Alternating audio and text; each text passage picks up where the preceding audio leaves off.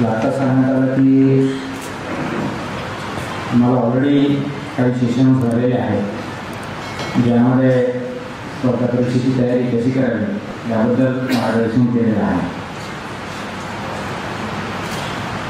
तुम्ही काही दिवसापासून तयारी करत आहात अशी मला माहिती देण्यात आलेली आहे.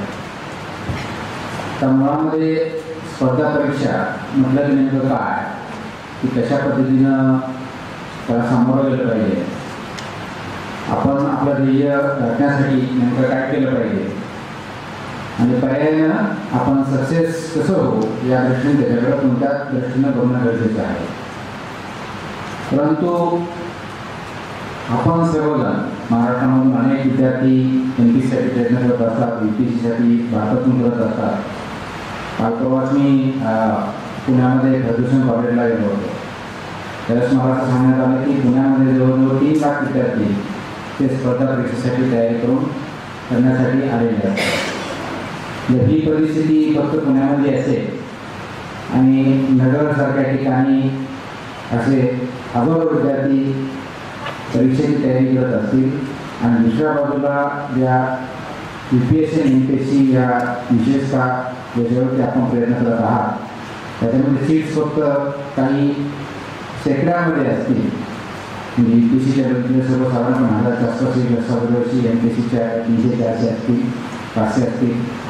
म्हणजे सर्वसाधारणपणे MPSC आणि UPSC जर बघितले 2000च्या आसपास सीट्स असतील आणि त्यासाठी फक्त महाराष्ट्रातून ते 4-5 लाख विद्यार्थी किंवा त्यापेक्षाही जास्त विद्यार्थी प्रयत्न करत असतील तर प्रथमतः हे आपण लक्षात घेतलं पाहिजे की आपल्याला जर सक्सेस करायचे असेल तर आपण 5 ते 10 लाख विद्यार्थी ज्यावेळेस कॉम्पिट करत असतो त्यावेळेस कुठंतरी आपल्याला 1-2 हजारामध्ये स्थान भेटावं लागेल आणि त्यामध्ये चांगली पोस्ट पाहिजे असेल तर पहिल्या 100मध्ये 50मध्ये 20मध्ये स्थान भेटावं लागेल. एवढ्या मोठ्या प्रमाणात स्पर्धा असताना आपण जेव्हा स्पर्धा परीक्षा देण्याचा विचार करतो त्यावेळेस खरोखरच त्याचं नियोजन केलेलं असतं का हा पहिला प्रश्न आपण स्वतःला विचारला पाहिजे. कारण स्पर्धा परीक्षा देण्यात चुकीचं काही नाही आहे, त्यासाठी प्रयत्न करणं बिलकुल चुकीचं नाही आहे. त्यातून चांगली नोकरी भेटू शकते. त्याचबरोबर आपण पब्लिक सर्व्हिस या सेक्टरमध्ये आल्यामुळं आपण कॉन्ट्रीब्युट करू शकतो. त्यामुळे आपल्याला बऱ्यापैकी ज्याला आपण स्टेटस म्हणून ते सुद्धा आपल्याला प्राप्त होत असतं. परंतु ते 10 लाखपैकी कोणतेतरी शेकडो 100 विद्यार्थ्यांना हे दरवर्षी यश भेटू शकतं. अशी जर परिस्थिती असेल तर आपलं नियोजन त्या पहिल्या 50, 100, 20 ज्या काही पोस्ट आपल्याला पाहिजे असेल UPSCमध्ये आपण जेव्हा प्रयत्न करतो त्यावेळेस IAS, IPS, IRS या पोस्टसाठी करतो. MPSCमध्ये करायचं असेल तर डेप्युटी कलेक्टर असेल किंवा असेल तहसीलदार ज्या काही 3-4 महत्त्वाच्या पोस्ट तसे आपण प्रयत्न करत असतो. मग ते पद त्या स्थानावर पोहोचण्यासाठी आपल्याला एवढ्या मोठ्या कॉम्पिटिशनला सामोरं जावं लागतं. त्यातून आपल्याला यश भेटण्यासाठी विशेष म्हणजे सर्वोत्तम यश भेटण्यासाठी आपल्याला प्रयत्न करावे लागतात. तर त्यासाठीचं नियोजन आणि त्यासाठी आवश्यक असलेले प्रयत्न आपण करत असतो का याचा आराखडा आपण स्वतः आपल्या कुटुंबियांसमोर असेल, शिक्षकांबरोबर असेल, मित्रमैत्रिणींबरोबर असेल कधी मांडण्याचा विचार केलेला आहे का? ज्यावेळेस नियोजन म्हणतो त्यावेळेस आपण किती दिवस, किती महिने, किती वर्ष त्यावरती काम करणार आहोत याचं काही नियोजन आहे का? आणि जर असेल तर अनेक वर्ष या क्षेत्रामध्ये प्रयत्न करणारे अनेक विद्यार्थी असतात आणि शेवटी फेल झाल्यामुळं किंवा त्याच्यामुळे सक्सेस झाल्यामुळं निराश येतं आणि पर्यायानं यश निघून गेलेलं असतं. ही वेळ आपल्यावरती येणार आहे का? आलीच तर आपण काय करणार आहोत याचा जरी विचार केलेला आहे का? या सर्वच बाबतीचा विचार करणं अत्यंत गरजेचं आहे. की मी आपल्याला यासाठी बोलत आहे कारण आपल्याकडे स्पर्धा परीक्षा म्हटलं की फक्त UPSC आणि MPSC एवढंच बघितलं जातं. अनफॉर्च्युनेटली स्पर्धा परीक्षेमध्ये खूप मोठ्या प्रमाणात अनेक स्पर्धा परीक्षा पण त्याची माहिती आपल्याबरोबर नाही किंवा त्या दृष्टीनं अभ्यास करण्याचा विचार करण्याचा आपण प्रयत्न करत नाही. मला हे माहीत नाही की आंतरराष्ट्रीय स्तरावरचे असतील, राष्ट्रीय स्तरावरचे असतील, राज्य स्तरावरचे असतील अशा अनेक स्पर्धा परीक्षा आहेत ज्याच्यामध्ये ते चांगल्या प्रकारे होऊ शकतं, त्याचा आपण कधी विचार केलेला नसतो. कारण आपल्याला जे सहज दिसतं त्यावेळेस आपण जास्त विचार करत असतो. म्हणून पोस्ट ग्रॅज्युएशन झाल्यानंतर करण्यासाठी आपल्याला इंटरनॅशनल लेवलला खूप स्कोप असतो. त्यासाठी आपण कधी स्पर्धा परीक्षा असतात त्याचा विचार केला आहे का? युनायटेड नेशन सारख्या किंवा वर्ल्ड बँकेसारख्या ठिकाणी जागतिक स्तरावरच्या समस्या आहेत, त्या ठिकाणी काही पोस्ट असतात, त्या ॲडव्हर्टाईज होत असतात. यासाठी आपण कधी विचार केलेला आहे का? आता 21व्या शतकामध्ये ज्यावेळेस आपण राहतो त्यावेळेस फक्त गव्हर्नमेंट जॉब करता प्रायव्हेट सेक्टरमध्ये अपॉर्च्युनिटी खूप मोठ्या प्रमाणात आलेल्या आहेत. त्याचा आपण कधी विचार केलेला आहे का? विशेष करून गेल्या 3-4 वर्षामध्ये कॉमर्स साईडच्या विद्यार्थ्यांची संख्या वाढलेली आहे. साहजिक आहे, कारण त्यामध्ये टॅक्सेशन ज्यावेळेस GST आला त्याच्यानंतर कंपनी सेक्रेटरी असतील, CAs असतील, याची गरज जास्त वाटणार असं वाटल्यानंतर खूप मोठ्या प्रमाणात अतिक्रमण घोडा वाढलेला आहे. चांगली गोष्ट आहे. त्याच स्पर्धा परीक्षा आहे, CA असेल, CS असेल, ICWA असेल. परंतु फक्त MPSC UPSC याच्यावरती लक्ष केंद्रित करून जर करत असाल तर तेवढा प्रयत्न आणि तेवढं नियोजन आपल्याकडे पाहिजे की मी पहिला देशामध्ये पहिल्या 20मध्ये, पहिल्या 25मध्ये, महाराष्ट्रामध्ये पहिल्या 10मध्ये, आणि हे करत असताना आपल्या 10 लाखातून पहिल्या 10मध्ये यायचे, एवढ्या स्ट्रिक्ट कॉम्पिटिशनला पुढे जायचे. त्या दृष्टीचे नियोजन, त्या दृष्टीचे प्रयत्न आणि टाईम लाईन करून घेणं गरजेचं आहे. वर्षानुवर्ष फक्त अटेम्प्ट देत राहणं, मग एका ठिकाणी झाल्याने जाणं, पुन्हा जाऊन त्याचा अभ्यास करणं, एका क्लासून झाल्याने दुसऱ्या ठिकाणी जाणं, ह्या त्याच्यावरचा पर्याय असू शकत नाही. विद्यार्थ्याबरोबरच पालकांनी, शिक्षकांनी या गोष्टीकडे लक्ष देण्याची गरज आहे. 20व्या शतकात विशेष करून 1990च्या अगोदर किंवा सर्वसाधारणपणे 2000च्या अगोदर ज्यावेळेस 1991ला लिबरलायझेशन झालं तोपर्यंत प्रायव्हेट सेक्टरमध्ये इंडियामध्ये किंवा ग्लोबलायझेशन ज्यावेळेस नव्हतं त्यावेळेस प्रायव्हेट सेक्टरमध्ये तेवढ्या अपॉर्च्युनिटीज नव्हत्या. आज तशी परिस्थिती भारतामध्ये नाही किंवा जगामध्ये कोणत्याही ठिकाणी नाही आहे, आणि मग त्या गोष्टीचाही विचार करण्याची गरज आहे. आणि हे सगळं करत असताना आपण आपलं ध्येय गाठण्यासाठी खरोखर आवश्यक असणारे प्रयत्न आवश्यकरित्या योग्य पद्धतीनं करणार आहोत का, करत आहोत का, याचं सीमावलंबन करण्याची गरज तुम्हाला आणि मला आज सर्वांना माहीत आहे. मी आपल्यासमोर आज फक्त स्पर्धा परीक्षेची तयारी कशी करावी वेगळ्या होताना बोलता, कारण जीवन म्हणजे काय फक्त स्पर्धा परीक्षा म्हणजे जीवन नाही आहे.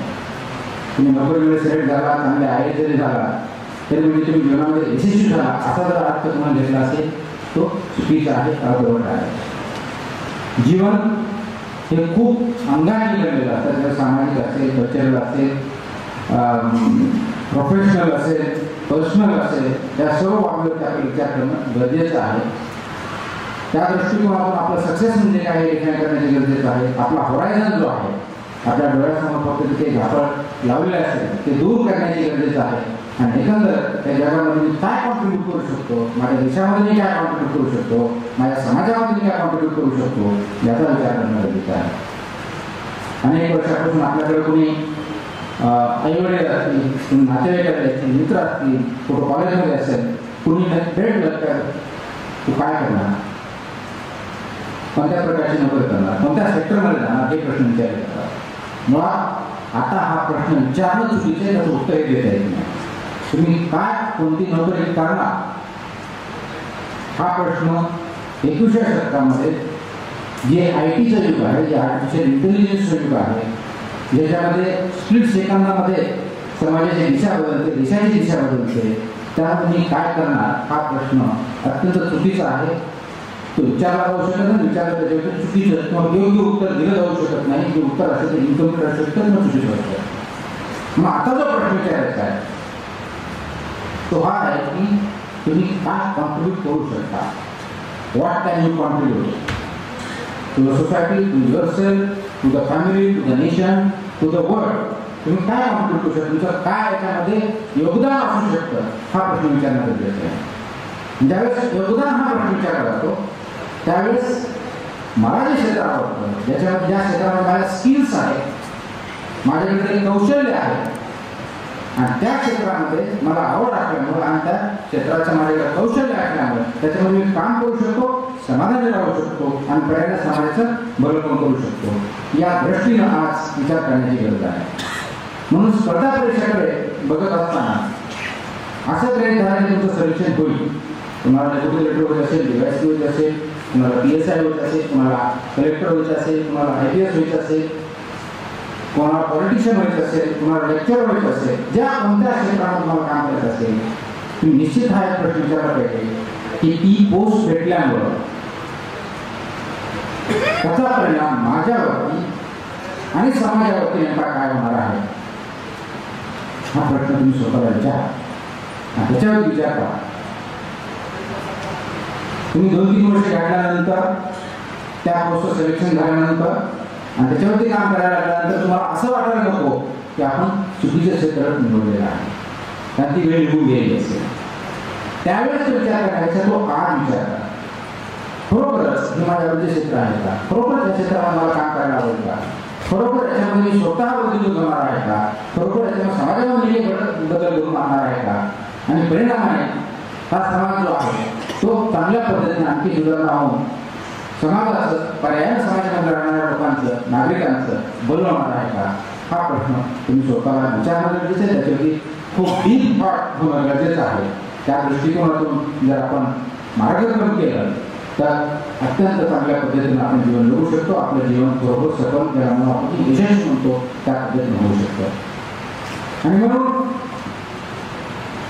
ज्यावेळेस तुम्ही या स्पर्धा परीक्षेमध्ये उतरलेला आहात आणि ठरवलेलं आहे की मला या स्पर्धा परीक्षा करायच्या, मला पर्टिक्युलर पोस्टवरती काम करायचं आहे, त्या पोस्टच्या माध्यमातून समाजाचं भलं करायचं, असं मी गृहीत धरतो की तुम्हाला मॅक्सिमम जे मुलं असतील हे या पोस्टमध्ये, या स्पर्धा परीक्षेमध्ये नोकरी भेटणं आणि त्याच्यात पगार भेटणं हा तर भाग आहेच, हे कोणीही नाही करू शकत नाही. कारण तुम्ही किंवा मी ज्यावेळेस परीक्षेला अप्लाय करता किंवा मी केलं त्यावेळेस पहिला कन्सिडरेशन हा होता की मला नोकरी पाहिजे.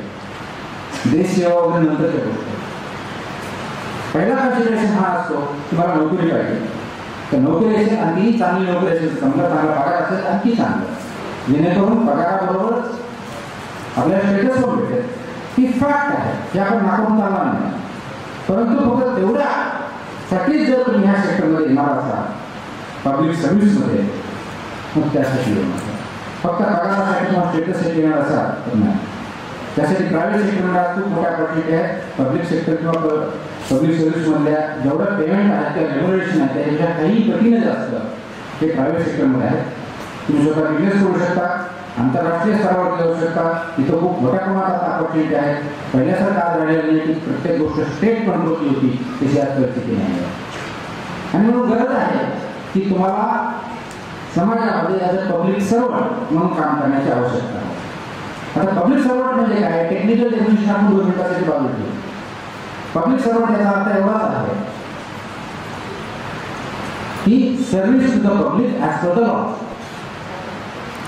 म्हणजे तुम्ही एखादा कलेक्टर काम म्हणून काम करत असाल, तुम्ही PI म्हणून काम करत असाल किंवा कोणत्या पदावर असाल, तुमच्या ज्या ज्युरिडिक्शन आहे त्यामधल्या नागरिकांना, लोकांना शासनाकडून दिल्या जाणाऱ्या सेवा तिथपर्यंत पोहोचणं, वेळेवर पोहोचणं, जबाबदारीने पोहोचणं, योग्यरित्या पोहोचणं म्हणजे पब्लिक सर्व्हिस.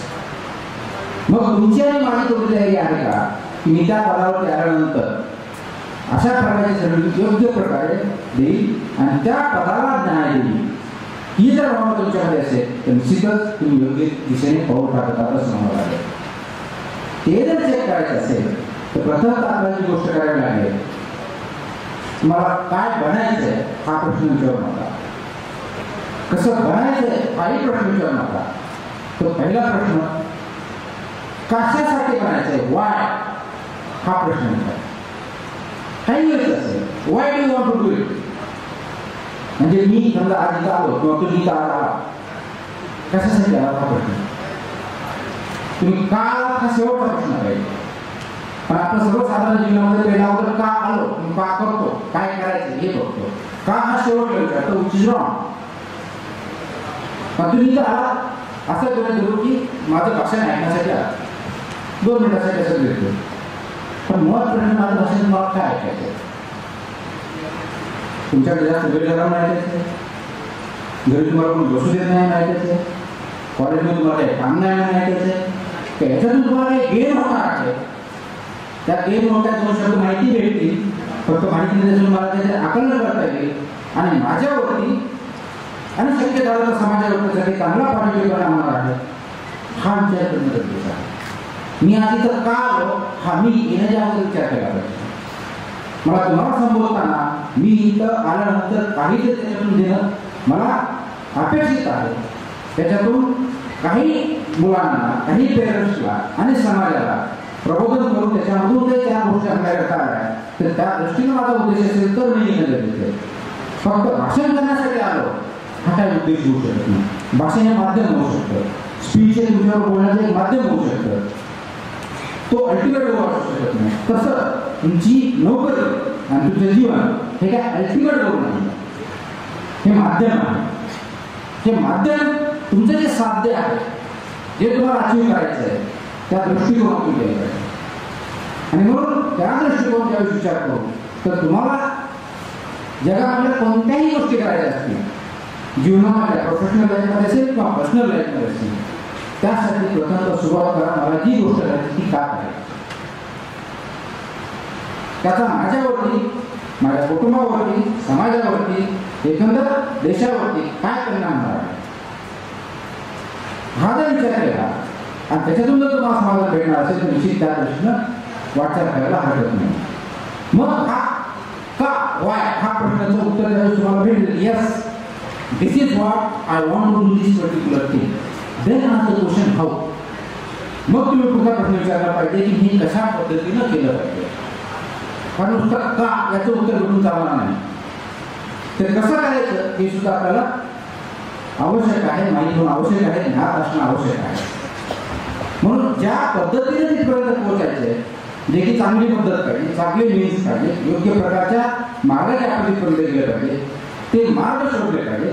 त्याच्यामधला सर्वात चांगला मार्ग तुमच्यासाठी किंवा प्रत्येकासाठी वेगळा मार्ग होऊ शकतो. मला समजा उदाहरण द्यायचं झालं, मला MPSCची परीक्षा द्यायची असं जरी धरलं तर तुम्हाला पुस्तक वाचून विदाउट नोट्स काढता अभ्यास करतात, कुणाला नोट्स काढायला लागतात, कुणाला घरी बसून जमतो, कुणाला दूर करून जमतं. तर माध्यम कोण द्यायला शकतं. मला जे योग्य वाटतं आणि फक्त वाटतं नाही, मला योग्य प्रकारे जमतं, त्या माझ्याकडे कौशल्य आहे, त्या पद्धतीने मी केलं पाहिजे. फक्त हा मार्ग चुकीचा असता कामा नये.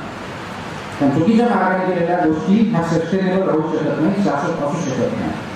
त्याला अंत येतो आणि आपल्याला जे अचीव करायचे तिथे जाऊ शकत नाही. म्हणून दुसरा जो प्रश्न आहे तुम्ही how are you going to it, how are you going to achieve particular thing, त्याचं ज्यावेळेस उत्तर भेटेल मग प्रश्न शेवटचा विचार पाहिजे व्हॉट. मला अभ्यास तर करायचा आहे, मला डेप्युटी कलेक्टर व्हायचं, मला IAS व्हायचं, मला IPS व्हायचं, मला पदाधिकारी व्हायचं आहे, मला शिक्षक व्हायचं आहे. ती मला शिक्षक व्हायचं पण ही किंवा सेवेची परीक्षा पास झालेली पाहिजे, मला त्या पर्टिक्युलर विषयाने झाले पाहिजे. मग ते कसं करणार. फक्त अभ्यास म्हणून चालणार नाही, तर तो अभ्यास कोणत्या पुस्तकातून करायचा आहे, जेणेकरून ती परीक्षा कमीत कमी एफर्ट्समध्ये, कमीत कमी वेळेमध्ये जास्तीत जास्त मला यश कसे भेटेल हा तो तिसरा प्रश्न विचारला पाहिजे. आणि मग त्या पद्धतीनं मार्गक्रमण केल्यानंतर आपल्या लक्षात येईल की आपल्याला जे एफर्ट्स लागतात ते कमी लागतात, कमी वेळ लागतो आणि यश आपल्याला चांगल्या प्रकारे भेटू शकतं. म्हणून मी अनेक वेळेस म्हणतो की आपल्या महाराष्ट्रामध्ये प्रयत्न करणाऱ्यांची संख्या कमी आहे किंवा कमी प्रयत्न नसतात, मेहनत भरपूर करतात, लाखो विद्यार्थी करतात, परंतु अपेक्षेवर यश UPSC मध्ये किंवा नॅशनल लेवलच्या परीक्षेमध्ये आपल्याला भेटत नाही. आपण अनेक वेळेस म्हणतो की महाराष्ट्रामध्ये खूप मोठ्या प्रमाणात मेडिकल कॉलेजेस आहेत, खूप चांगल्या प्रकारचे आहेत, परंतु दिल्लीमधल्या एम्स संस्थेमध्ये महाराष्ट्रामध्ये 10 सुद्धा मुलं जात नाही.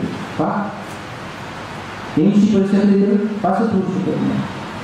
मग आपण महाराष्ट्रात बघतो इंडियामध्ये सर्वात चांगली मेडिकल कॉलेज बघत असेल तर एम्स आहे, त्याच्यामध्ये कुठे डिस्प्यूट नाही.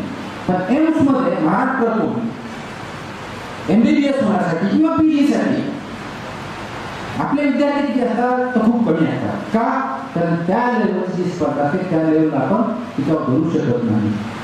याचा अर्थ असा नाही की आपले विद्यार्थी महाराष्ट्रातले अभ्यास करत नाही. कदाचित जे सक्सेस होतं त्यापेक्षा जास्त करत असतील, परंतु ही घोर मेहनत करतो. घोर मेहनत ही जनावरांनी करायची असते, माणसांनी नाही. अभ्यास कर असा अभ्यास करतो चांगला मेहनत करावी लागणार, पण ती स्मार्ट मेहनत करतो. आता स्मार्ट कशा पद्धतीनं ते आपण डिस्कस करू. पण आपल्याला सगळं अभ्यास करणं म्हणजे सकाळी 10 वाजता 6 वाजता उठायचं, रात्री 12 पर्यंत जायचं आणि 11 तास अभ्यास केला म्हणायचं किंवा दाखवायचं. मला जर विचारावं ठरवतो माणूस 11 तास 24 तासापैकी अभ्यास करू शकतो का? नाही करू शकत असं मला स्पष्ट मत आहे. माझं स्पष्ट मत आहे.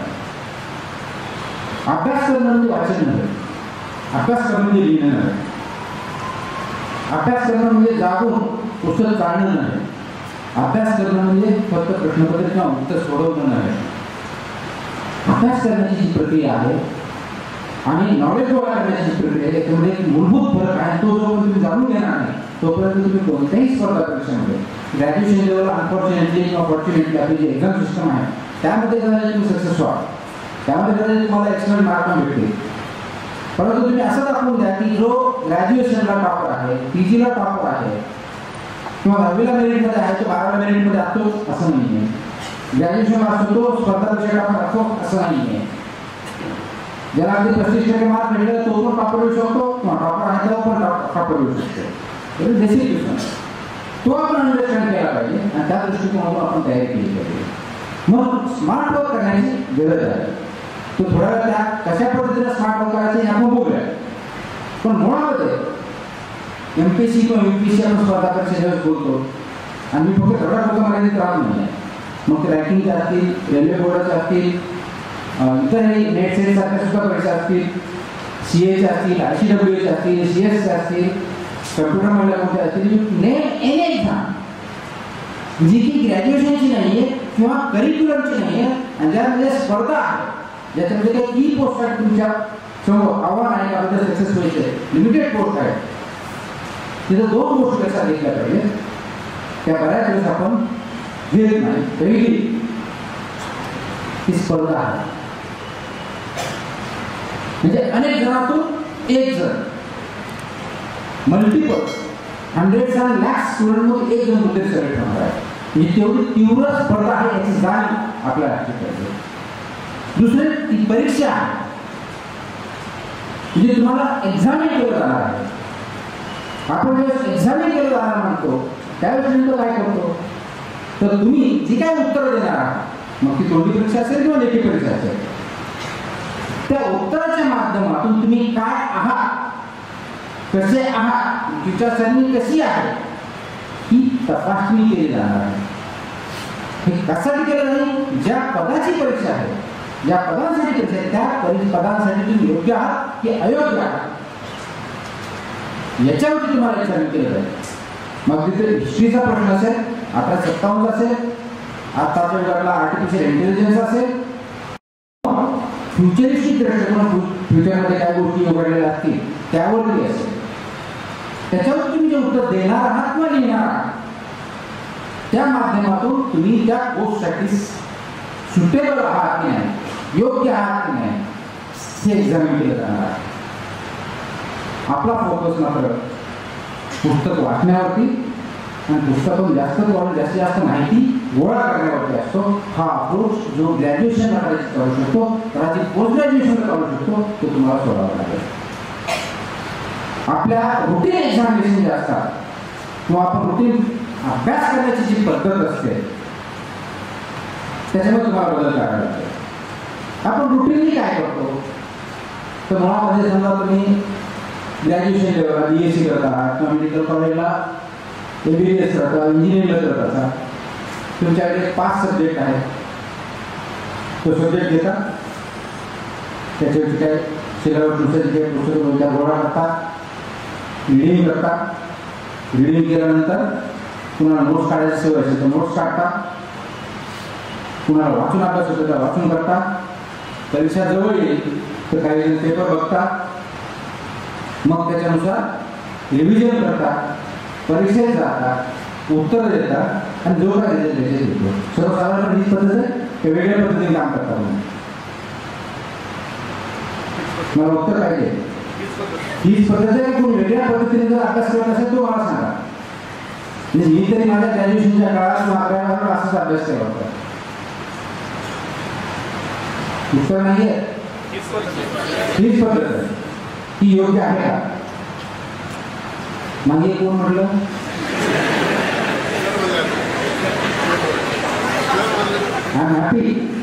मग काय ही अयोग्य आहे म्हणजे नेमकं काय आहे? त्या अयोग्य आहे म्हणजे नेमकं काय आहे आणि योग्य काय आहे? मग योग्य पद्धत कोणती?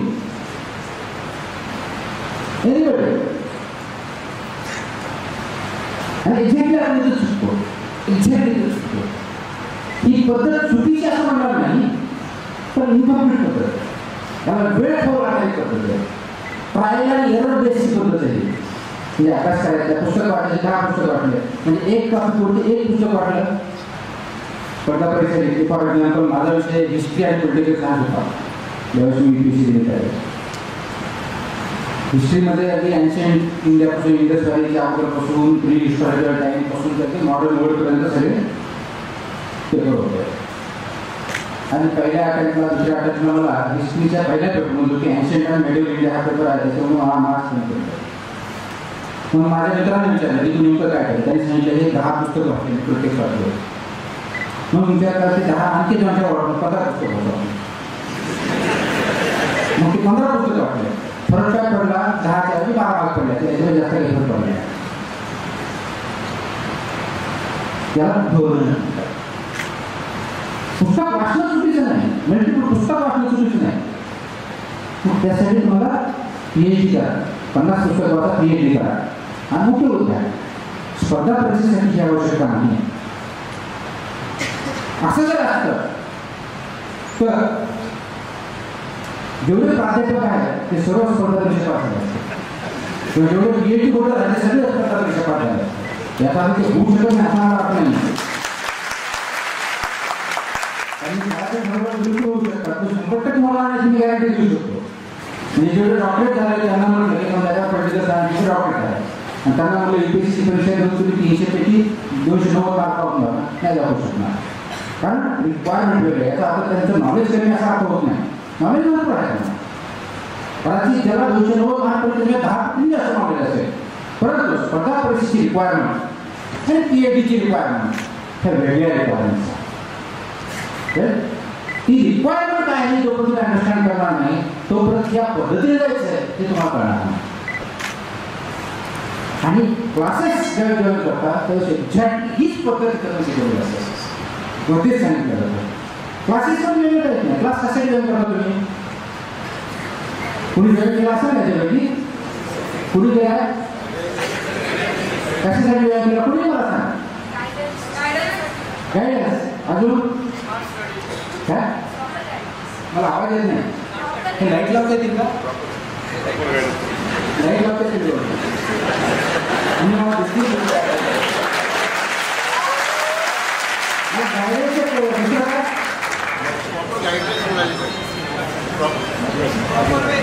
Proper way. ओके. अजून हां, this is good. Smart study. Okay. अजून ज्यांनी कोणी क्लासेस जॉईन केलेले आहेत त्याच्यामध्ये मी 2-3 गोष्टी सांगितल्या. याच्यासाठी काय भेटलं मला सांगा क्लासमध्ये.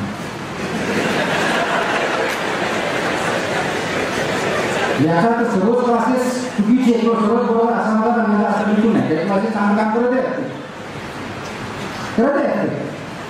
कोणते सांगत असेल तुम्हाला कळत असेल वॉटेवर. म्हणजे तुम्ही म्हटलं की आम्ही क्लासेस जॉईन करतो गायडन्ससाठी, स्मार्ट वर्कसाठी वगैरे, त्याच्यामध्ये तुम्हाला काय भेटलं हा माझा प्रश्न. असं जर असतं तर जेवढे विद्यार्थी क्लासेस जॉईन करतात, इथले असतील, पुण्याचे असतील, मुंबईचे असतील, दिल्लीचे असतील, हैदराबादचे कुठे असतील, ते सगळे सगळे झाले असते. तसं काय होताना दिसत नाही का? होता. मग ते बाजीराम रवीकडे जायचं, तिथे सर्व येतो सेट. मग सगळे भारतात लोक तिथे जातात, तर सिलेक्ट होणारी संख्या तेवढीच असते. का असं? बाकीच्या क्लासेसचे पण होतात. मग ते क्लासने होतात का? नाही. क्लासचा कदाचित फायदा होत असेल, पण तो किती आहे आणि कशासाठी आहे हा महत्त्वाचा. पण ज्यावेळेस खरोखर आपण जर अंतर्मुख होऊन विचार केला की क्लास कशासाठी जॉईन करतो? नोट्स भेटवण्यासाठी, येस और नो? नुसतं मार्केटमध्ये त्या क्लासच्या भेटू शकतात, क्लास घेऊन त्याची गरज आहे. त्याच क्लासच्या मार्केटमध्ये ती वेबसाईट ती नोट्स अवेलेबल आहेत ना, मग तो क्लास घेऊन कशासाठी करायचा? शिकवत असताना ते नोट्स देतात, घेताना प्रॅक्टिस होते, मग अभ्यास होतो. त्यासाठी त्याच नोट्स घरी आणून द्या, काय प्रॉब्लेम आहे? नाही, प्रिंटेड नोट्स आणि क्लासमध्ये नोट्स याच्यामध्ये फरक असतो. Very good. जे विद्यार्थी क्लास येऊन केला त्यांच्याकडून हेच करून द्या.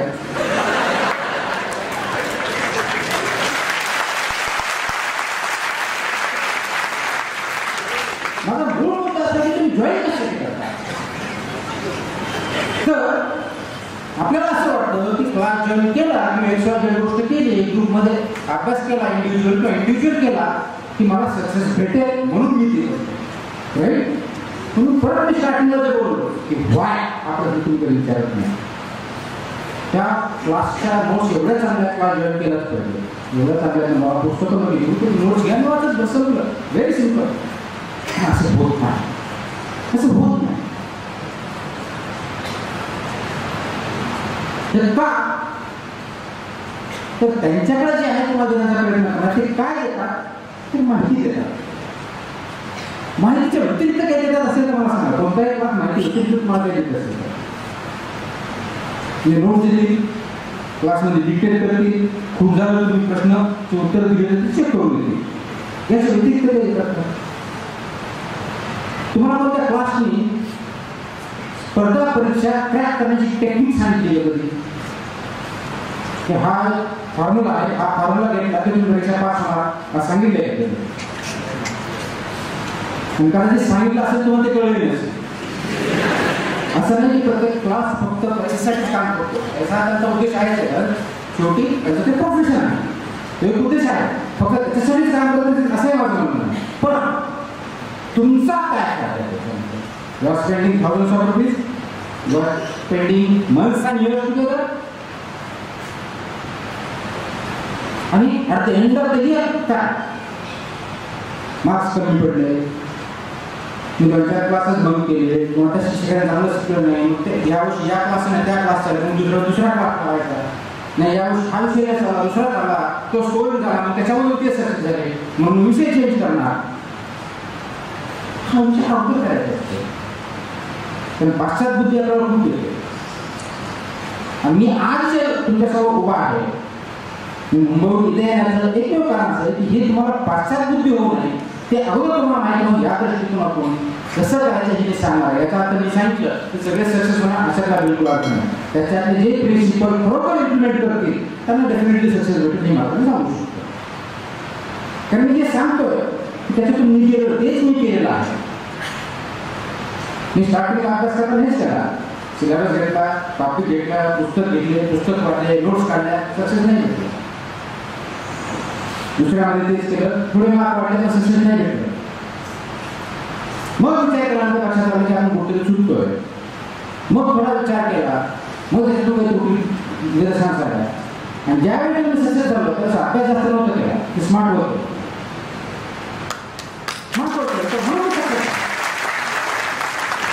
पहिली गोष्ट तुम्ही जर काय करायची असेल ही करायची की जी परीक्षा देत आहात कोणती असेल, मी फक्त UPSC MPSC बद्दल बोलत नाही, हे जीवनाची सुद्धा परीक्षा, जीवनाच्या बाबतीत सुद्धा बोलतोय.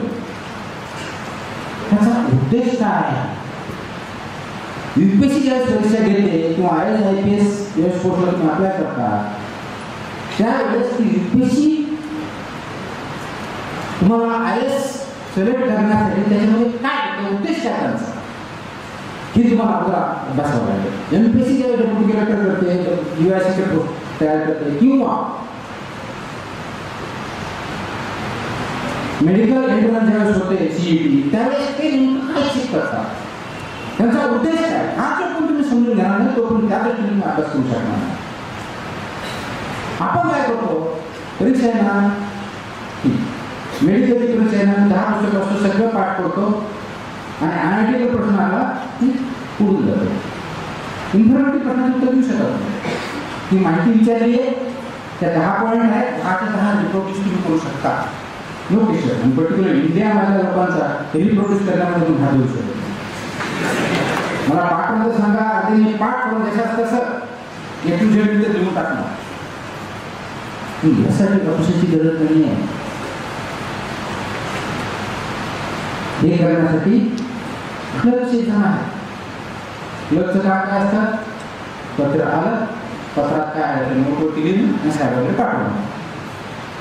मग you are good for that. अधिकाऱ्याचं काम काय? डिसिजन मेकिंग, निर्णय करणे हे त्यांचं काम. म्हणून ही परीक्षा आहे तुमची निर्णय क्षमता चेक करते, तुमचं नॉलेज चेक करत नाही.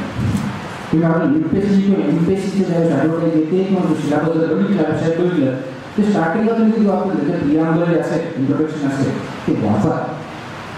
त्याच्यामध्ये काय नाही ते वाचा, त्याच्यावर विचार करा. आणि म्हणून ह्या 3 प्रकारच्या एक्झाम स्टार्ट ठेवलेल्या आहेत: प्रिलिम्स, मेन्स आणि इंटरव्ह्यू. त्याच्यात मग काढणे. प्रिलिमला आपण स्क्रीनिंग टेस्ट असं म्हणलं जातं. काय असं म्हणतात त्याला स्क्रीनिंग टेस्ट? मेनला का म्हणत नाही?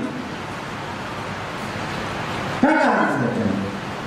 तर स्क्रीनिंग टेस्ट यासाठी असते की जे कोणी अप्लाय करणार आहेत, जे एक्सपेक्टेड कॅन्डिडेट आहेत, त्याची स्क्रीनिंग करायची, त्यांची बेसिक मिनिमम लेवल अटेंड करण्याची ऐपत आहे का नाही, म्हणून ती स्क्रीनिंग टेस्टला प्रिलिम्स असं म्हणतात.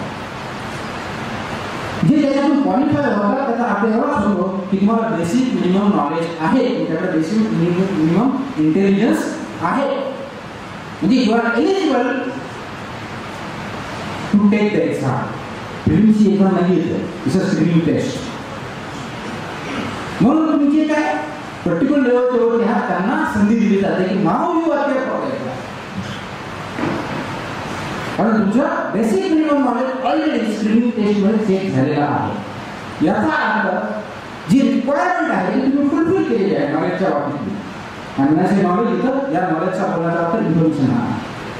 जो काही सिलेबस दिला आहे त्याच्यामध्ये बेसिक मिनिमम तुम्हाला क्वालिफिकेशन आवश्यक आहे, बेसिक मिनिमम नॉलेज आहे ते तुम्ही गेन केलेलं आहे. म्हणून you are given opportunity appear for the exam. आणि खरी एक्झाम ही मेन्स आणि इंटरव्ह्यू. म्हणून क्वालिफाय व्हायला, सिलेक्ट व्हायला मेन्स आणि इंटरव्ह्यूचे मार्क काउंट केले जातात, प्रिलिमचे केले जात नाही.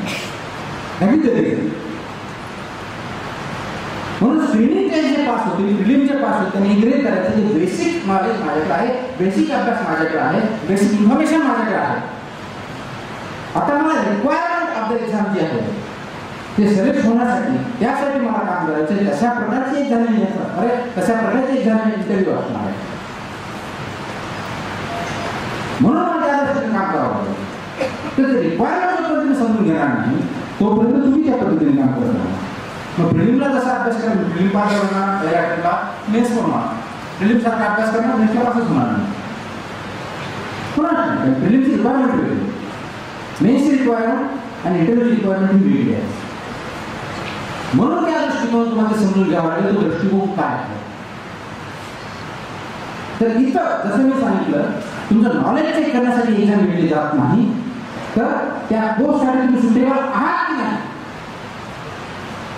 योग्य आहात की नाही हे चेक करण्यासाठी ही एक्झाम घेतली जाते. मग तुम्ही तुमच्यामधून काही लोक विचारतील मला किंवा मला हा प्रश्न आलेला असेल की तुम्ही IAS आहे, तुमचा विषय हिस्ट्री होता, तो जनरल नॉलेजला काहीतरी इंडियन कल्चर दिलं जातं, आता सत्तावन्न मोहम्मद बिन तुगलक याच्याबद्दल प्रश्न विचारले जातात, त्याचा काय सुटेबिलिटी तुम्ही त्या प्रश्नावरून तपासणार कॅन्डिडेटची. तुम्ही 21व्या शतकात राहता आणि ईश्वरपूर्वीचे प्रश्न विचारून तुम्ही त्याच्यातून काय स्टेबल चेक करणार हा तुमच्या मनात प्रश्न आलेला असेल.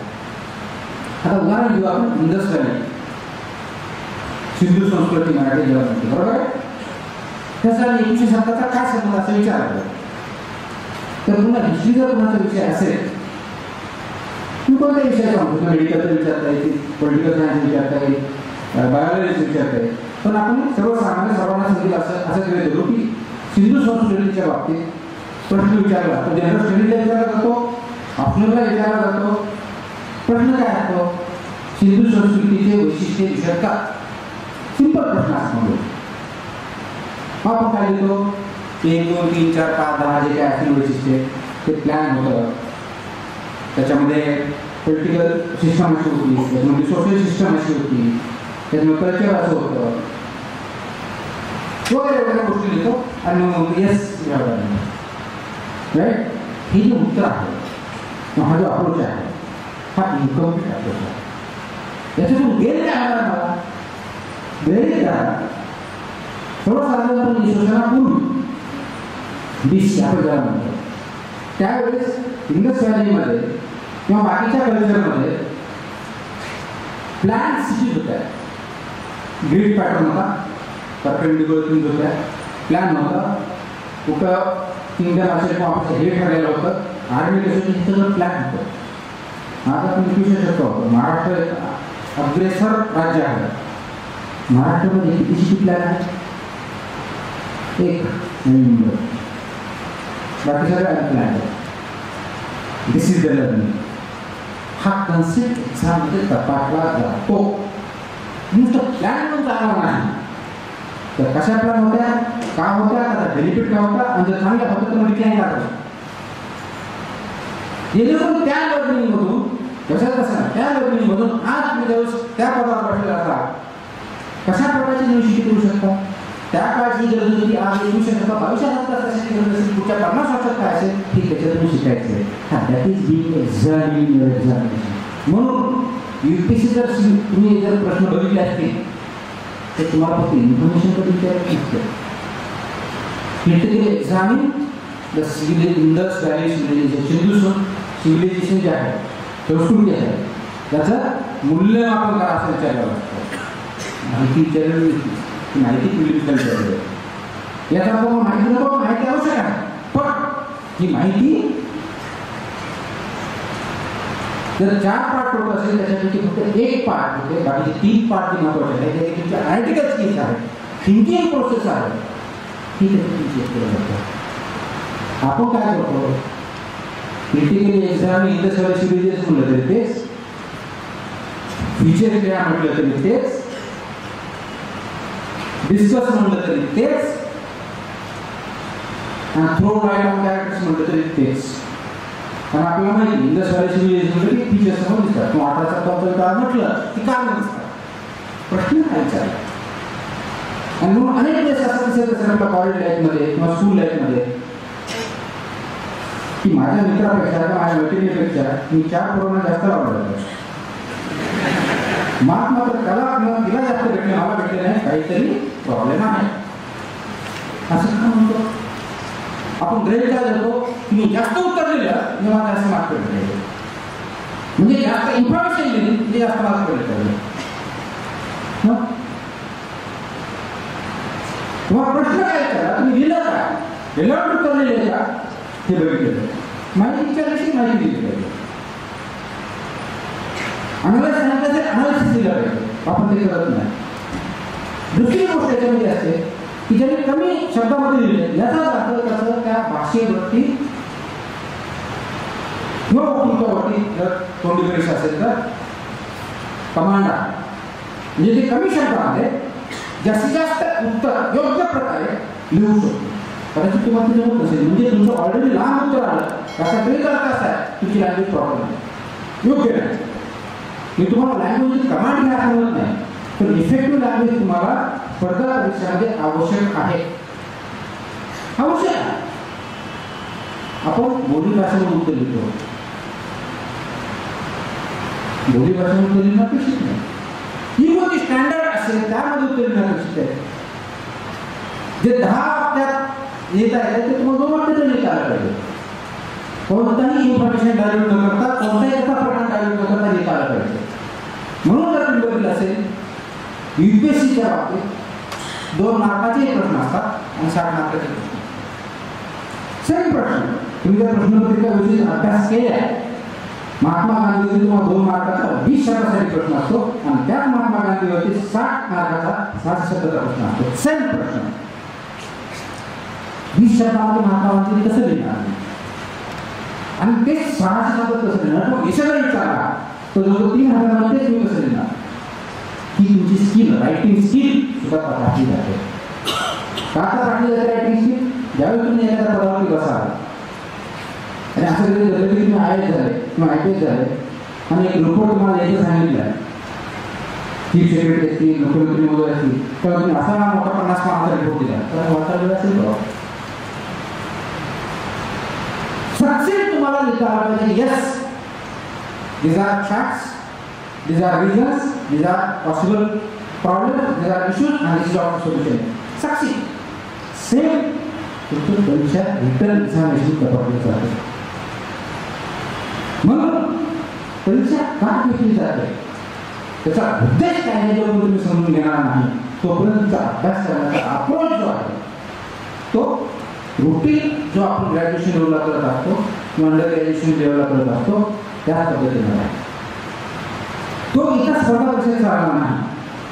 तो स्पर्धा परीक्षेत चालणार नाही.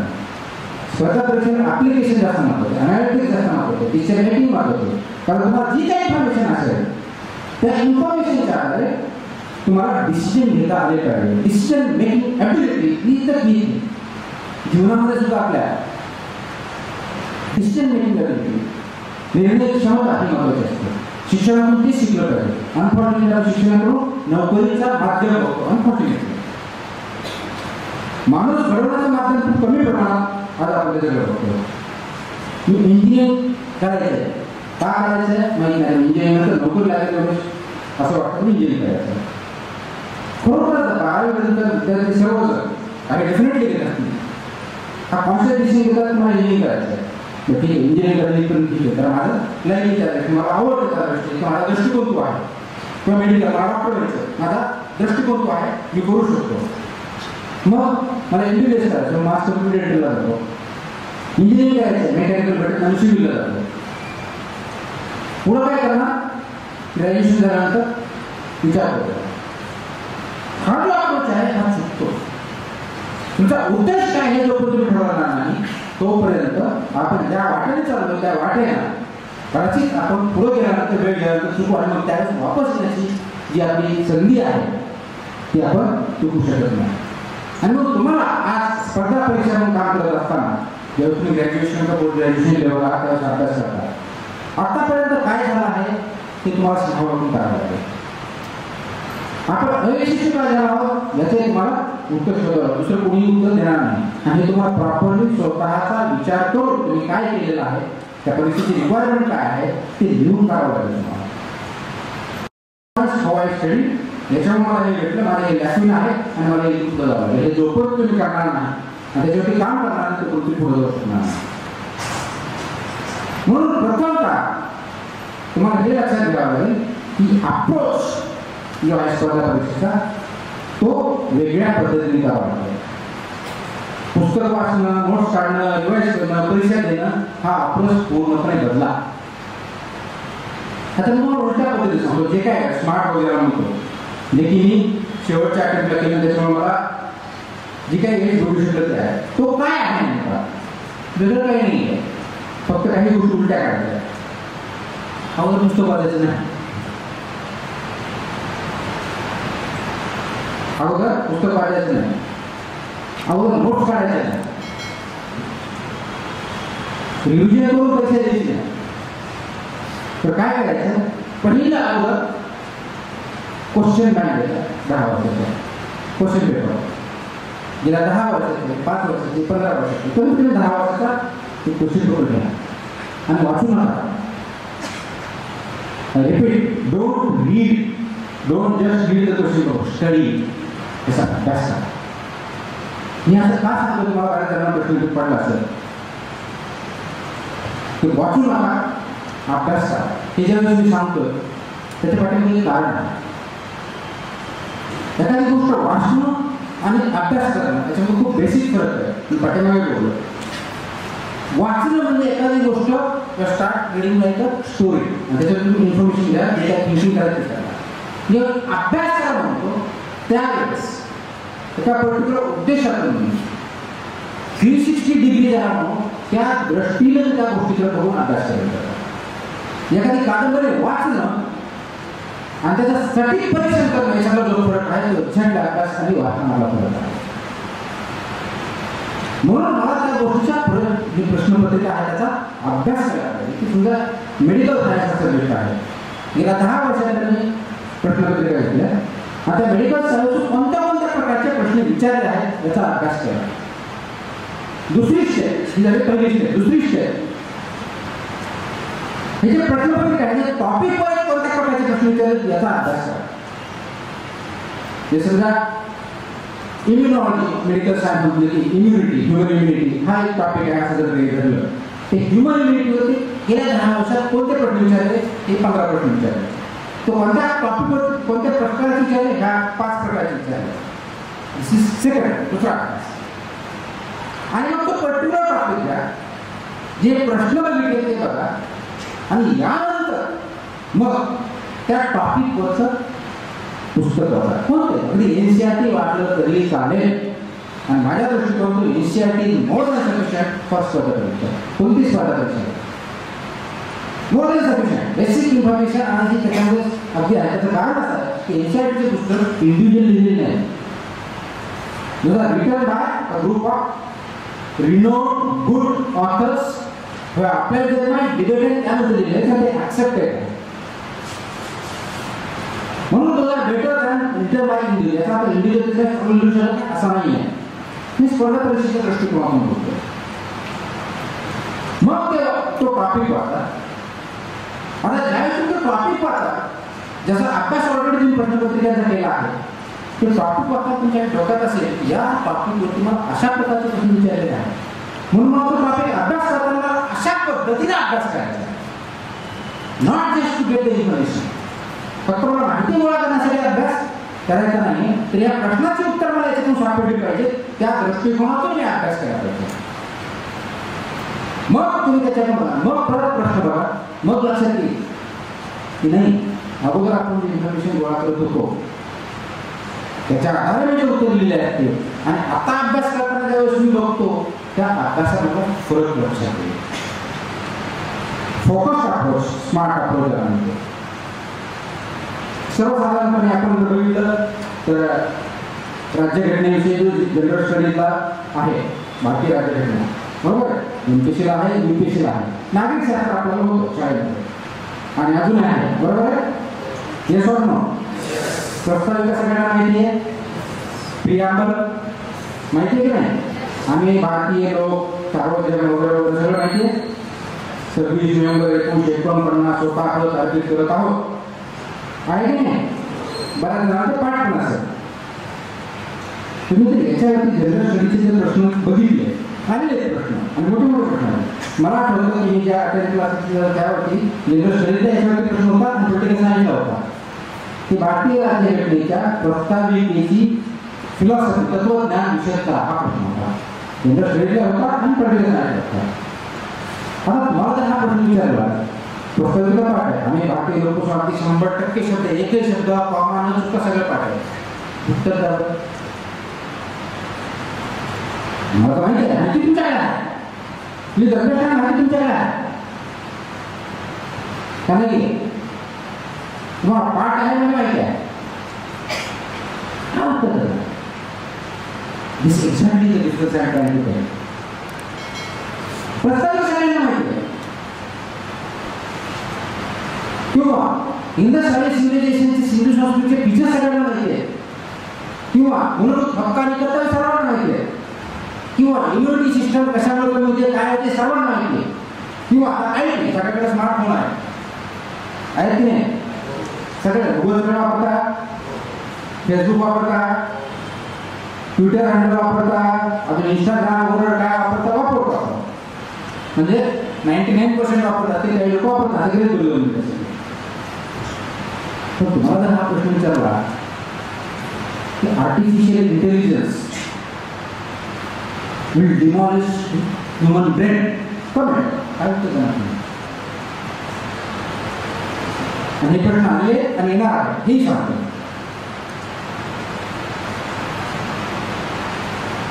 Describe artificial intelligence and privacy. तुम्ही इथे जे टाकलात ना आता की गुगल सगळ्यांना माहिती आहे. मी आता जे भाषण होते ते पण माहिती तिथे बिकॉज ऑफ स्मार्टफोन्स. तुम्ही ज्या ज्या गोष्टी करता तुमच्या आवडी काय निवडी काय कोणत्या प्रकार आवडतो तुम्हाला ऍक्टर कोणता आवडतो ऍक्ट्रेस कोणती आवडते तुमचे चांगले मित्र कोण तुम्हाला कोणत्या प्रकारचे ब्रँड आवडतात? Everything is known to unknown person. कसे चालतं? इंटरनेट ना, इंटरनेट 1990 पासून तो अगोदर आलेला. Artificial intelligence. मग तुम्ही जर गुगलवरती कोणत्या गेला, कोणत्या प्रॉडक्टवरती गेला आणि तुम्हाला कपडे बघायचे कोणत्या प्रकारचे ब्रँड, तर तुम्हाला जे आवडणाऱ्या कपड्यांची यादी येईल पण दुकानाची यादी दिसेल. Artificial intelligence. त्याच्यात तुम्हाला ट्रॅक केलेलं तुम्ही कोणत्या कोणत्या प्रकारचे ब्रँड बघितलेले, कोणत्या कोणत्या प्रकारचे दुकान बघितलेले आहे, ट्रॅक केलं आणि क्लिक केलं तर मग तीच यादी आहे. तुमचा ब्रेन कुठे आहे? म्हणजे जास्त सांग मला वाटतं हे सांगेल का, बाकी तसंच केलं नाही का? Artificial intelligence. तर त्याच्यावरती ज्यावेळेस प्रश्न विचारला जाईल स्पर्धा परीक्षेमध्ये, त्यावेळेस आर्टिफिशियल इंटेलिजन्स म्हणून नवीन करोनायझेशन मशीनचं माणसावरती येईल. या आपण बऱ्याच मूवीज बघितल्या स्टार वॉर्स प्रकारच्या. तुमच्या हातात राहणार नाही, याच्यावर तुमचं मत व्यक्त करायला म्हणणार त्यावेळेस ना हो नाही. आता सत्याऐंशी कसं करणार?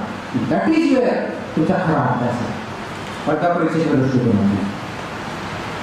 म्हणून तुम्हाला त्याच्यात करायचं असेल तर फक्त आर्टिफिशियल इंटेलिजन्सची व्याख्या वाचून चालणार नाही, आर्टिफिशियल इंटेलिजन्स फ्युचर वाचून चालणार नाही, तर त्याच्यावरती तुम्हाला विचार करावा लागेल along with evidence based government.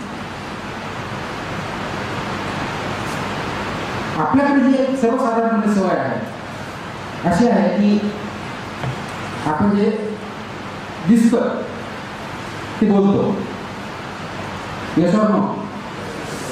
जे ऐकतो ते बोलतो, येस ऑर नो. सगळं करेक्ट असतं असं नसतं. मग दोन्ही आवाज भूक नाही उत्तर येत नाही. का बरं? काय कारण? जसं की मी ज्यावेळेस येणार होतो तुम्ही ऐकलं आपल्याला खूप चांगलं मार्गदर्शन भेटेल. बऱ्याच जणांना असं वाटतं हे काय सांगायला लागलं जातं आणि यापेक्षा वेगळे असेल हे वेगळेच होतात. उदाहरण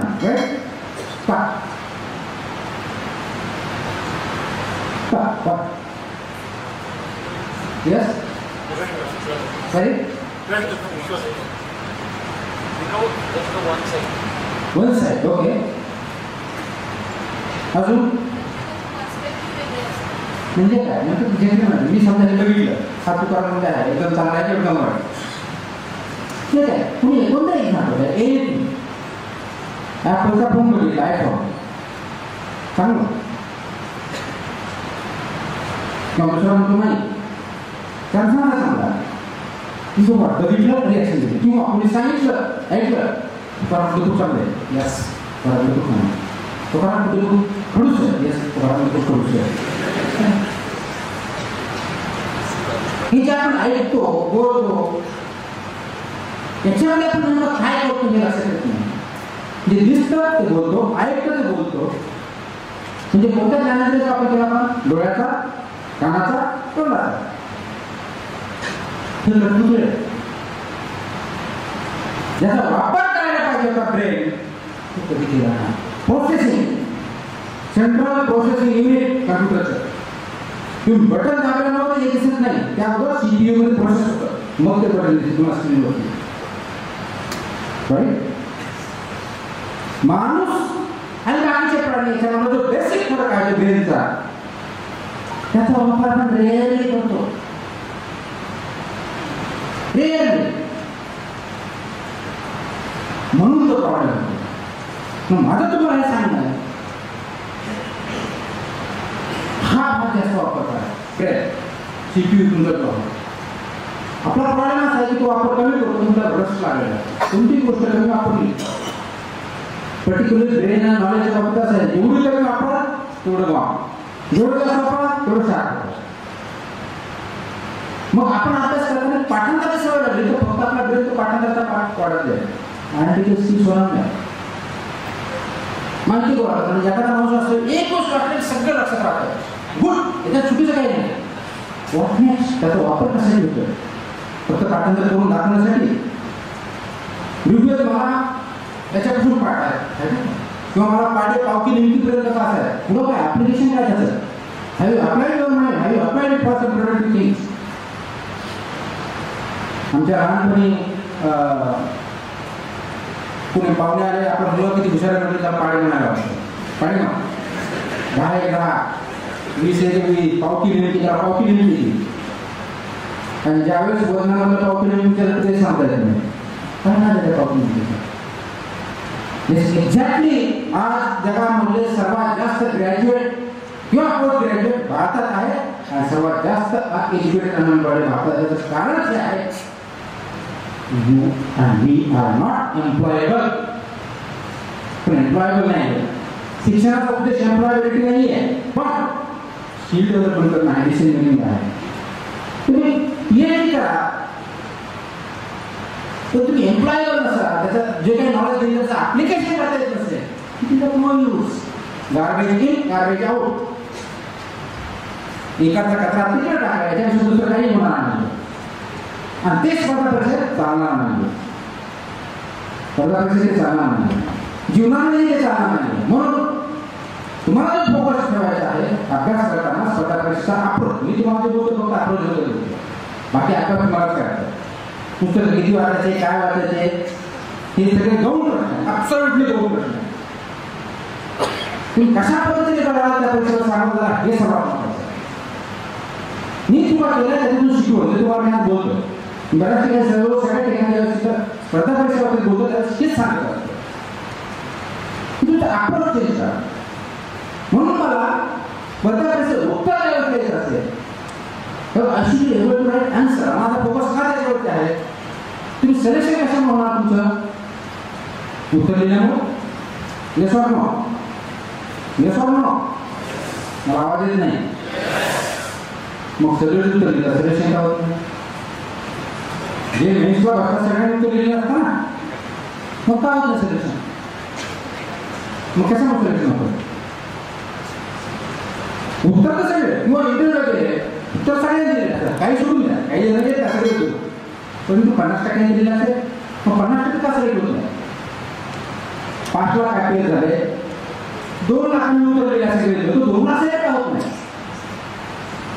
तुम्हाला जागा कमी तर मग एका मार्गावर 2 लाख मुलं का नाही माहिती त्याचा प्रश्न आहे. तुम्ही उत्तर लिहिण्यावर सिलेक्ट होणार नाही. Please understand. उत्तर लिहिल्यामुळे किंवा उत्तर दिल्यामुळे सिलेक्ट होणार नाही. कशा प्रकारचे उत्तर लिहिलंय किंवा कशा प्रकारचे उत्तर देत आहे याच्यावर सिलेक्ट होणार आहे. म्हणून स्पर्धा परीक्षेमध्ये कोणतेही आन्सर चुकीचं असत नाही. Please understand. स्पर्धा परीक्षेमध्ये कोणतंही उत्तर हे चुकीचं नसतं. ते एकतर वर्स्ट असतं, गुड असतं, ॲव्हरेज असतं, बेटर असतं किंवा बेस्ट असतं. म्हणून त्या प्रकारे मार्क करतात. आणि तुम्हाला करायचं होत असेल तर तुमचं आन्सर हे एक्सपर्ट पाहिजे, म्हणजेच एक्सपर्ट मार्क देते. बेस्ट पाहिजे म्हणजेच बेस्ट मार्क देते. 10 पैकी मार्क 10 पाहिजे असेल तर you have to write best answer. नुसतं उत्तर देऊन चालणार नाही. मग तुम्ही मला बेस्ट आन्सर म्हणजे काय? That is where the question is. Expert answer म्हणजे काय? आणि unfortunately most of the time आपण आपल्या स्कूलिंगमध्ये किंवा कॉलेजमध्ये उत्तर कशी द्यायची कधी शिकलेलं नसतं किंवा आपल्याला शिकवलेली नसतं. म्हणजे मला तरी माझ्या कॉलेज लाईफमध्ये किंवा शाळेमध्ये उत्तर कशी द्यायची म्हणून सांगितलं नव्हतं. एक्सेप्ट काही फ्यू टीचर्स असतात, तो नाही सांगितलं कारण तो माझ्या करिक्युलमचा भागच नसतो. तुम्हाला करिक्युलम शिक्षकांच्या करिक्युलमचं विद्यार्थ्या करिक्युलम काय नसतो. आम्हाला काय सांगितलं ते 10 चॅप्टर्स आहेत, 10 चॅप्टर इतक्या दिवसात संपवले. परीक्षा यायच्या घेतल्या, परीक्षेचे पेपर उत्तर तपासायचे तपासले, ग्रेडिंग केलं. कदाचित ते ग्रेडिंग करताना तुम्ही जे लिहिलं असेल त्याला 35 म्हणजे असा उत्तर चुकीचं आहे किंवा कमी योग्य आहे. 70% 90% एक्सिडेंट आहे. ते फक्त त्या विद्यार्थ्याला म्हणजे 90% म्हणजे त्याला माहिती आहे किंवा 35% नाही, बाकीच्यांना काय माहिती आहे याच्यावर आपण विचार केलेला आहे. म्हणून उत्तर कशी द्यायची is also important. Rather, the most important thing in the competitive exam. तुम्ही कोणते पुस्तकं वाचले, कोणता क्लास जॉईन केला, तुम्ही ग्रामीण भागातून आला का अर्बन भागात आला, तुमचा वडील कलेक्टर आहे का मुख्यमंत्री आहे का किंवा आहे हे कुठेही तुमच्या उत्तरात नसतं. डझंट ॲब्सोल्युटली बदल नसतं. फक्त आणि फक्त उत्तर त्यांच्यासमोर असतं, त्याच्या आधारे असेसमेंट करायचं असतं. मग हे जर असेल तर your answer should speak and answer should speak the best, म्हणजे तुम्हाला बेस्ट मार्क भेटतील, म्हणजे तुमचं सिलेक्शनला वेळ होणार नाही. म्हणून तुम्हाला फक्त आन्सर लिहायचं नाही तर बेस्ट आन्सर लिहायचं. आणि मग बेस्ट आन्सर म्हणजे काय किंवा ओव्हरऑल एक्झाम इंटरव्ह्यूमध्ये बेस्ट उत्तर म्हणजे नेमकं काय हे तुम्हाला समजून घ्यावं लागेल. म्हणून मी तुम्हाला सांगितलं की पुस्तक वाचून नोट्स काढून रिवाइज करून परीक्षेचे पेपर करून मग उत्तर किंवा ट्रायल एरर मग पहिलं असतं त्याच्यावर असं केलं प्रोजेक्ट असं करू दिस इज ट्रायल एरर. त्यावेळेस असं उत्तर दिलं होतं म्हणून अशा मार्क पडले. माझ्या मित्राला त्यांनी असं थोडं जास्त मार्क आपण कशा पद्धतीचं दिस इज ट्रायल एरर. त्याच्यातून सिलेक्शन होणार नाही असं बिलकुल होईल. 4-5 वर्ष लागतात, वेळ लागेल, तरी पण करणार नाही. त्याच्यापेक्षा असं करा ना, मार्क्स मला बेस्ट आन्सर मिळणार, बेस्ट आन्सर कसं द्यायचं बघा आणि त्या अनुषंगाने अभ्यास करा. पीटर ड्रकरनी 1950च्या 60च्या दशकात म्हटलं होतं की मॅनेजमेंट बाय ऑब्जेक्टिव्ह तसे आपलं एक्झाममध्ये माझं ऑब्जेक्टिव्ह सिलेक्शन होणार आहे. सिलेक्शन होण्यासाठी बेस्ट मार्क पाहिजे, बेस्ट मार्क मिळण्यासाठी बेस्ट उत्तर पाहिजे. पण बेस्ट उत्तर काय this is how I should start. माझी प्रिपरेशन कशी सुरू झाली पाहिजे, माझी तयारी सुरू झालेली पाहिजे, शेवटपर्यंत असंच पाहिजे. Best answer best mark. What is the best answer ते तुम्हाला अवगत करावं. आता तुम्ही जर एखाद्या कोणत्याही स्पर्धा परीक्षेतला किंवा कोणत्या ग्रॅज्युएशन पोस्ट ग्रॅज्युएट लेवलचे ते प्रश्नपत्रिका बघितल्या सर्वसाधारणपणे किती प्रकारचे प्रश्न असतात. निवडी 2, 4, 5, 10, 20, 25 किती प्रकारचे असतात. तुम्ही एक्झाम केली अभ्यास करायचा असा येस ऑर नो. मला मोनोलॉग आवडत नाही का, मला डायलॉग पेपर आवडतो. म्हणजे आता स्पर्धा परीक्षेत येताना तुम्ही प्रश्नपत्रिका डेफिनेटली वाटलेले असते ते मला माहिती. अभ्यास कसं केला वाटलेलं गेस होतं काय 18-57 वर्षी प्रश्न आला मग पुढच्या येणार नाही याला बाबा टाकतात हे डेफिनेटली केलं असेल. पण त्याची रॉंग पद्धत होती. माझा प्रश्न असा आहे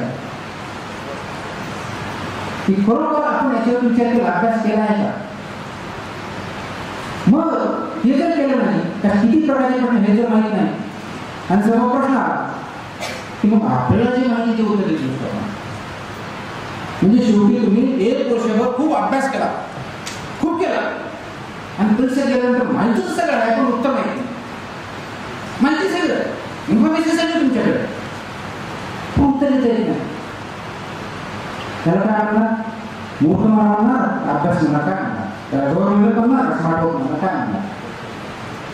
म्हणून स्टार्टिंगला म्हटलं की डोर मेहनत करता बंद करा, स्मार्ट वर्क करा. मग तुमचा उद्देश उत्तर येण्याचा तर उत्तरावरती फोकस करा. त्यासाठी अभ्यास करणार आहे, अभ्यासाशिवाय त्याला समजत नाही. अभ्यास करणार आहे तो कसा करायचा, प्रायोरिटी काय करायची. म्हणून प्रश्नपत्रिका तुम्ही बघितलाय किती प्रकारचे प्रश्न विचारले असतो. मॅक्सिमम प्रश्नाचे प्रकार किती. जसं टेन्स काय इंग्लिश शिकताना किंवा मराठी शिकताना लिहितो 9 किंवा 12 प्रकारचे टेन्सेस आहे. भूतकाळ आहे, भूतकाळ सिंपल आहे, कंटिन्युअस आहे, परफेक्ट आहे वगैरे वगैरे. तसं प्रश्नाचे किती प्रकार असतील ना. आणि तुम्ही जर बघितलं 9 ते 10 प्रकारच्या प्रश्नापेक्षा 11 प्रकारचा प्रश्न विचारण्याचा आपण बघा ऑब्झर्व करून बघा.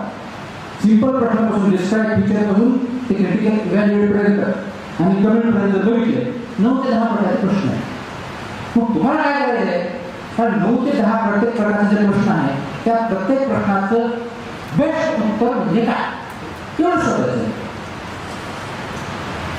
बेस्ट उत्तर म्हणजे क्रिटिकल इव्हॅल्युएटचं उत्तर बेस्ट उत्तर म्हणजे नेमकं काय, इव्हॅल्युएटचं बेस्ट उत्तर म्हणजे काय, डिस्कसचं बेस्ट उत्तर म्हणजे काय, कमेंटचं बेस्ट उत्तर म्हणजे काय, एवढं शोधायचं. आणि ती स्ट्रक्चर डोळ्यासमोर ठेवायचं. तर नेमकं काय असतं, व्हेरी सिम्पल. आता ते डिटेलमध्ये जाणार ज्यांना त्याच्यामध्ये इंटरेस्ट असेल त्यांनी माझे यूट्यूबवरती 3 तासाचं लेक्चर आहे उत्तर कशी द्यायचं स्पर्धा परीक्षेचं. तुम्ही जर टाईप केलं तो काय म्हणजे स्पर्धा परीक्षा मार्गदर्शन नवी मुंबई, तर त्याच्यामध्ये 3 तासाची सर्वसाधारणपणे आहे. त्याच्यामध्ये उत्तर कशी द्यावी, उत्तराचे भाग कोणते आहे हे सगळं विषय आपण थोड्याच आपल्याला सांगतो की ते जोपर्यंत तुम्ही अंडरस्टँड करणार आहे की 9 प्रकारचे किंवा 8 प्रकारचे किंवा 10 प्रकारचे प्रश्न आहेत, प्रत्येक प्रश्नाचं योग्य उत्तर किंवा ज्याला बेस्ट उत्तर म्हणून ते काय, तर 2 शब्द सांगायचे तर प्रत्येक प्रश्नाचं तुम्हाला कम्प्लीट आणि करेक्ट उत्तर घ्यावं लागणार. आपण जे उत्तर देत असतो ते इनकम्प्लीट आणि इनकरेक्ट उत्तर असतात. उदाहरण सांगतो, तुमची समजा बॉडी आहे आपली स्वतःची माणूस म्हणून, ही कम्प्लीट बॉडी आहे, यस ऑर नो? आहे, तुमची पण आहे, माझी कम्प्लीट बॉडी आहे. कोणाला काही डाऊट आहे याच्याबद्दल? नाही.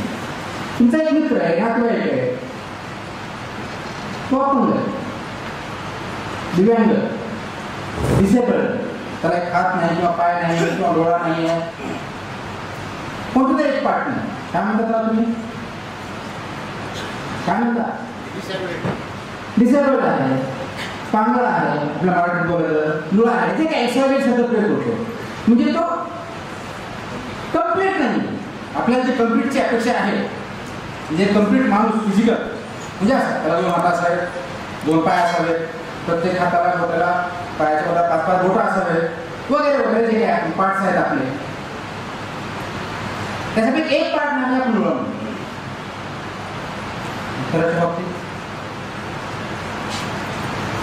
उत्तराच्या बाबतीत काय? तुमच्या उत्तरामध्ये येत ना अनेक पार्ट नसतात. काय आणि ते त्याला निर्देशन येत नाही, मग जाऊन मार्क कमी होतो. अरे मग तुझं उत्तर डोळं काढलं ते डोळं काढलं मार्क भेटतो ना.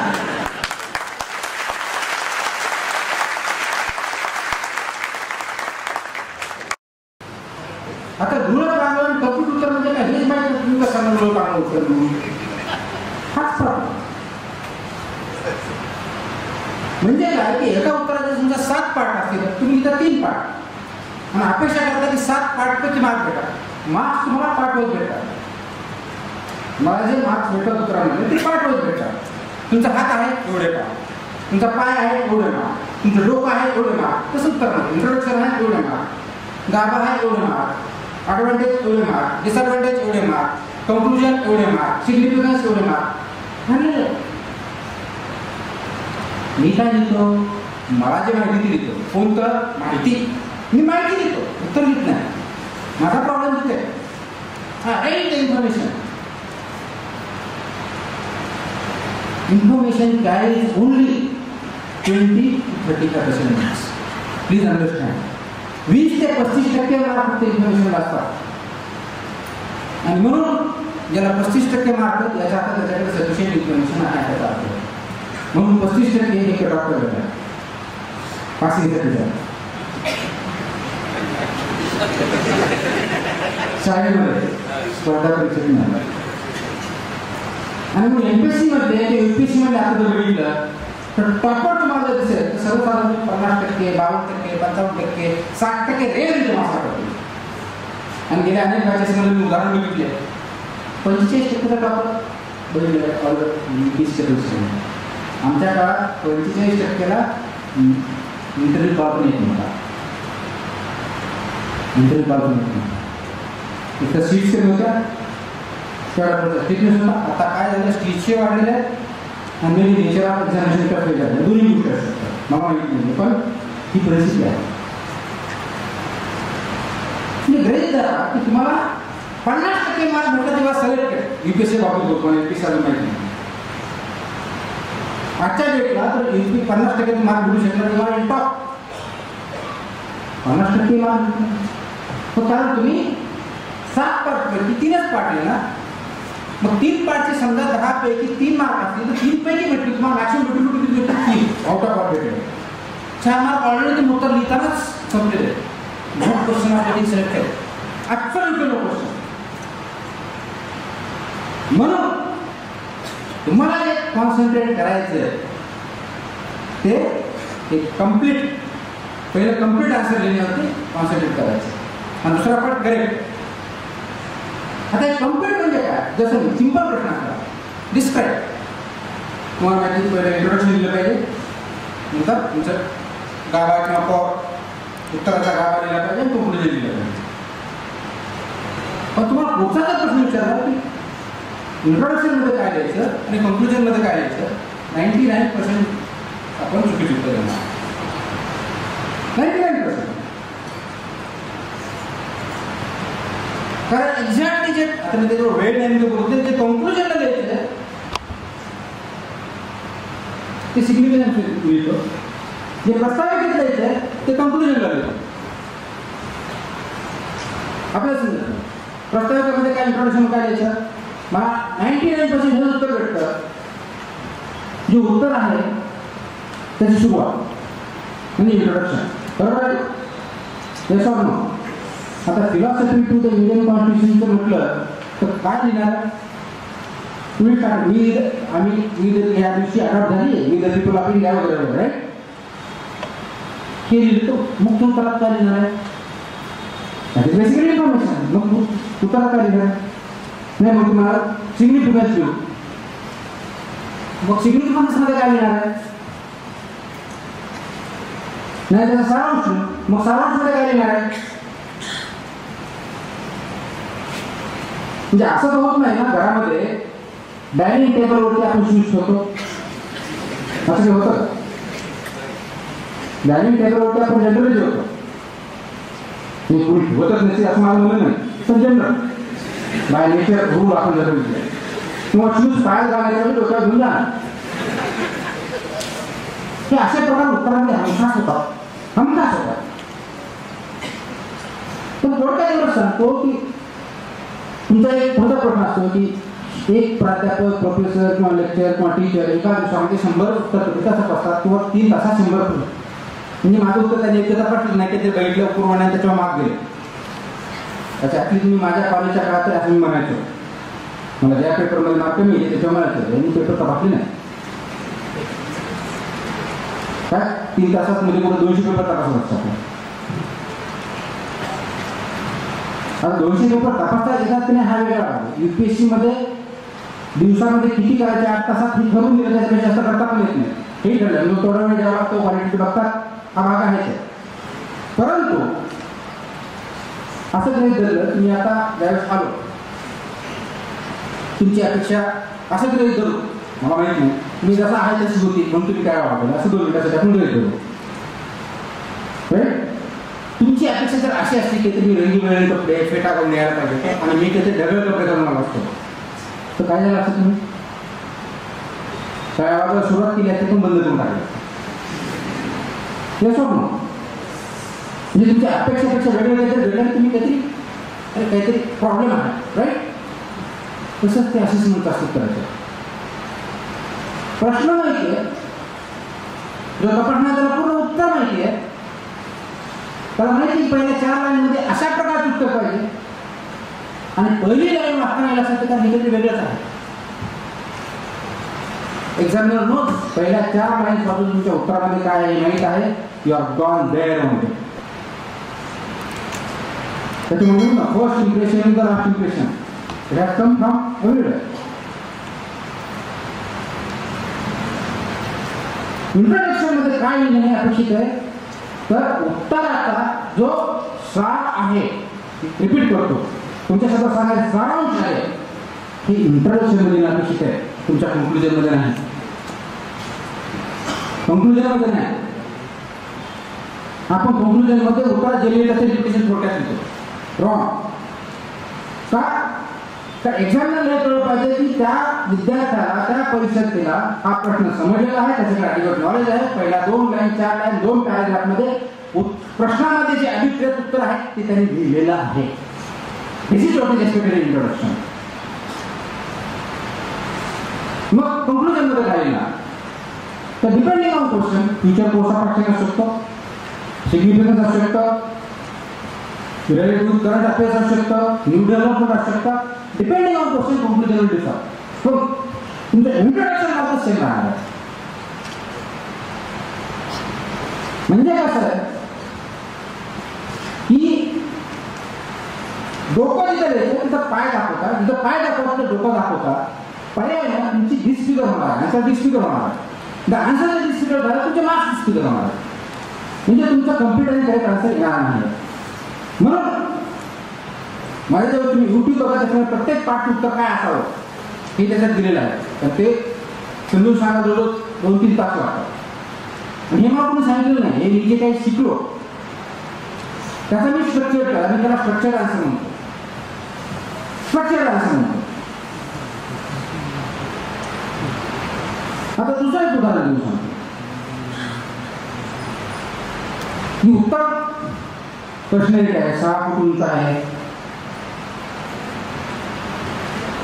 कपडे व्यवस्थित आहे, शूज चांगले आहेत, ते चांगले मेंटेन केलेले आहेत, परंतु वेस्ट लाईन मात्र 50 आहे. जरा डेली असं म्हणून खूप मोठे आहे. पर्सेंटेज कशी दिसते? कशी दिसते? You not accept. नो, तुमचे उत्तर 90% हेच असतात, फक्त इन्फॉर्मेशन असतात. एक्झॅक्ट हेच आहे. तुमची वेबसाईट एवढी मोठी असते, त्याच्यामुळे डोकं नाही, पाय नाही, फिटनेस नाही, काहीच नाही. That is your confidence. It has to be fit and correct answer. हे जोपर्यंत तुम्ही शिकणार नाही तोपर्यंत प्रॉब्लेम. मग मला फिटनेस वाढवावं लागेल त्याला उत्तरामध्ये. म्हणून जेव्हा प्रश्न आहे ज्याचे पाठ 3 असते 3 पाठ लिहिले पाहिजे, तर ज्याचे पाठ 5 असतील तर 5 लिहिले पाहिजे, ज्याचे पाठ 9 असतील तर 9. आणि मॅक्सिमम 5 आन्सर नाही. कोणत्याही सर्वात क्रिटिकल जो प्रश्न असतो त्याचे फक्त 9 पार्ट्स असतात. 9वा पाठ उत्तराला असत नाही. म्हणून 9-10 प्रकारचे प्रश्न, प्रत्येक प्रश्नाचे एवढे पार्ट्स, हे पाठ, आणि प्रत्येक पाठमध्ये अशा प्रकारचे लिहिलं पाहिजे.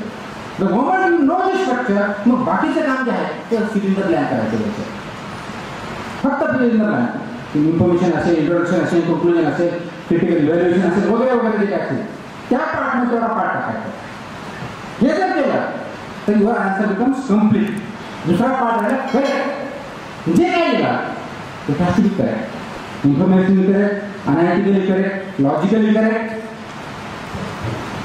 हे करेक्ट पाहिजे. कम्प्लीट आणि करेक्ट आन्सर जर लिहिलं देन तुमचं उत्तराचं असेसमेंट जे आहे ते कम्प्लीट आणि करेक्ट होईल, आणि त्याच्यापैकी तुम्हाला मार्क्स भेटतील. तोपर्यंत मार्क्स भेटणार नाही. हे जर अप्रोच ठेवला, हे अभ्यास करताना अप्रोच ठेवायचा. अगोदर प्रश्नपत्रिकेचा अभ्यास, त्यानुसार प्रश्नाचे प्रकार, प्रत्येक प्रश्नाचं उत्तर स्ट्रक्चर, आणि मग अभ्यासाला सुरुवात करा. ऍक्च्युअली हा 50% अभ्यास आहे. The moment you do this